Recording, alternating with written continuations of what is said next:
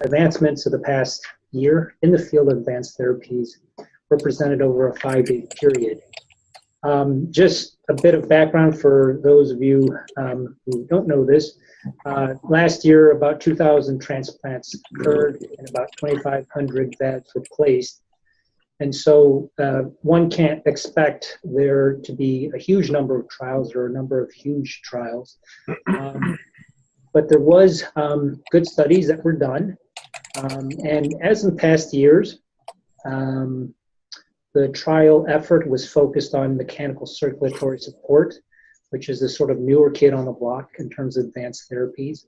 And as you may or may not know, since 2009, the field has really taken off with the appearance of continuous flow VADs. Okay, so now what do I hope to accomplish today? Will you be able to hold your own advanced therapies clinic by tomorrow? Probably not. But I hope once you leave this lecture, you will understand what types of devices are in current use and what's up and coming. Number two, in terms of every VAD patient, unless they are one of these rare outliers, what to expect on their medication list. And then three, have some sort of understanding of what factors lead to outcomes in VAD patients. Because if you have any experience in this field, you'll know that how patients do is often tied to how they are going into the procedure.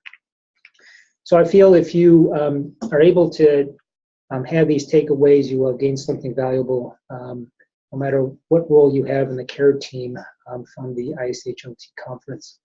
So let's first talk about the endurance trial. It was published last February. It was a comparison between the HeartWare HVAD and the HeartMate 2 device.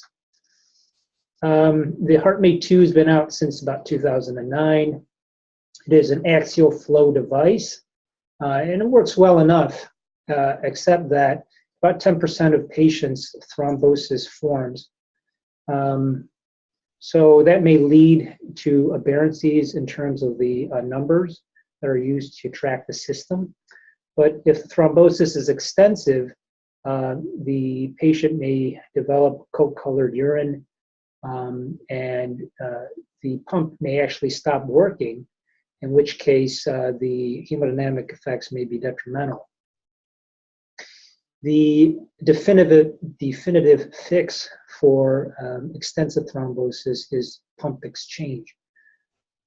The next device to come out, the next design, was a centrifugal flow pump, and the theory was that the rotor would be magnetically levitated, and so there would be no rotor bearing in contrast to the HeartMate 2. And so without this friction bearing, the thinking was that the chances of thrombosis would be less likely. So the two devices were compared in the endurance trial, and survival free from disabling stroke with the originally implanted device, there was no difference between the two. Now, when they looked at the data more carefully, they noticed that for the HVAD, the rate of stroke was 30% versus the HeartMate 2, which was 12.1%. So there was a very big difference there. Now, there was subsequent analysis on these data to understand why the rate of stroke was so high. And as you can see, for both ischemic and hemorrhagic stroke, the non-use of aspirin increased the risk of stroke. Also, blood pressure and anticoagulation range were important as well. So these are important facts to have in that in terms of long-term care, it's medical therapy that's much more important than in terms of what device is implanted or how it's implanted. Okay, so now the investigators for endurance, they decided, well, maybe we should redo it. with the stipulation of much tighter blood pressure control. So they required a MAP of less than 90. And the endpoint was neurological injury, and survival, etc., was a secondary endpoint. So the results of this endurance supplement was presented at ISHLT. And what they found was that the rate of stroke was much lower, from 30%. Now with blood pressure control, it was 14.7% versus 12% for the HeartMate 2. But the risk of stroke was still higher. It was lower than in the original trial, but still higher, but not by much. But if you do the statistics, it was considered not non-inferior, so it was not able to reach its primary endpoint. However, in terms of the secondary endpoint of survival without disabling stroke or device exchange, the HVAD device was found to be superior to the HeartMate 2. So the exact implications for this in terms of destination therapy, all that stuff, I won't get into that because it can get sort of esoteric. Okay, so moving on from that trial, let's talk about the Momentum 3 trial. So this is, again, the HeartMate 2, which we talked about before, the axial flow pump. So Thoratec, which is now bought by Abbott, got on the centrifugal pump bandwagon and came up with their own device, which they named the HeartMate 3. And the Momentum 3 trial was a comparison between these two devices. And in terms of survival free of stroke or reoperation, the HeartMate 3 was found to be superior to the HeartMate 2. And this was largely driven not by survival or stroke, but rather by many less pumps needed to be exchanged for thrombosis formation. 1 versus 11 here. Okay, so the researchers did a subgroup analysis, and it's these results which were presented at the ISHLT. So they looked at, in terms of factors affecting outcome, including sex and race, destination versus bridge to therapy, and intermax profile. So this is a description of the acuity. It's categorized 1 through 7, with 1 through 3 being more higher acuity than 4 through 7. And this is sort of shorthand, which I find useful. So nothing panned out except for age. And if you look at the exact numbers of how things shook out, the difference due to age is not great. But I think it is valuable to talk about age here and factors affecting outcome. So age is highly tied to other concepts such as frailty and comorbidities.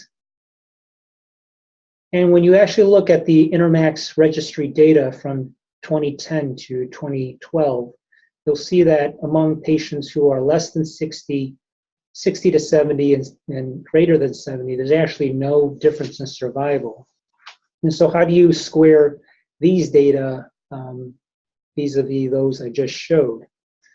Well, when clinicians choose candidates to get VADs, they realize that age is just one factor, and with the proper balancing of comorbidities and frailty, they can have outcomes just as good as younger patients. And so this is borne out in this data, which is on the same subjects that were in the survival curves I just showed.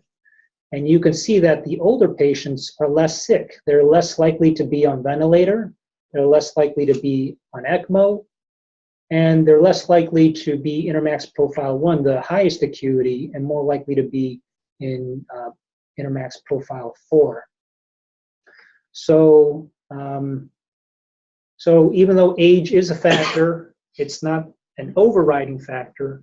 And if you balance it out in having a patient who's less sick in terms of other features, they can have a good outcome. Older patients can have a good outcome too.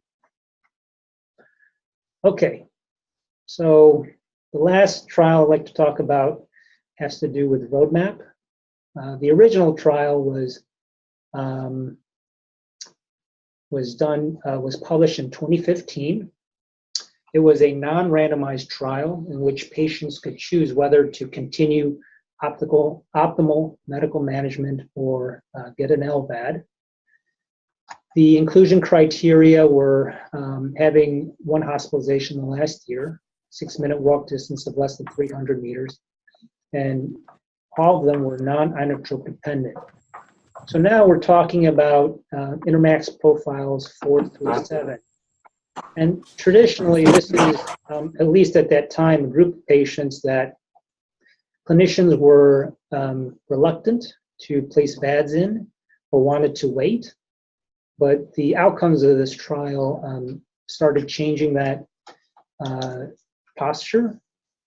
And let me tell you why, because in terms of survival as treated, patients who got a VAD did better. They had higher survival. Now, in terms of intention to treat, so there was significant crossover. Patients who opted for optimal medical management at the beginning, a good number of them ended up getting a VAD. So if you look at what they wanted to do up front and looked at the survival, there was no difference.